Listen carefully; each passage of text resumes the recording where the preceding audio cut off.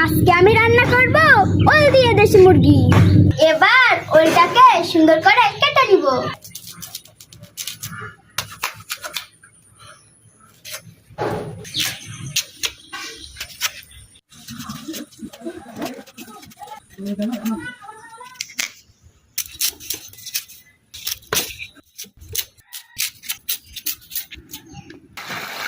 এবার প্রেসার কুকারে ওলগুলো সেদ্ধ করে নিব।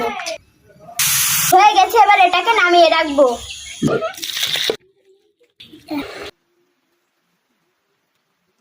এবার পেঁয়াজ দিয়ে দিব, রসুন দিয়ে দিব, জিরে দিয়ে দিব, ঝাল দিয়ে দিব, লবণ দিয়ে দিব, এবার হলুদ দিয়ে দিব।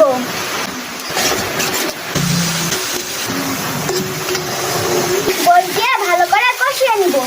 কষানো হয়ে গিয়েছে, এবার ওল দিয়ে দিব।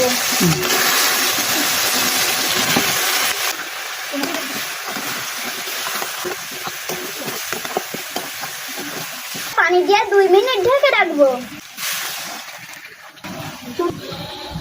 ঢাকনা নামিয়ে দেখবো হয়েছে কিনা।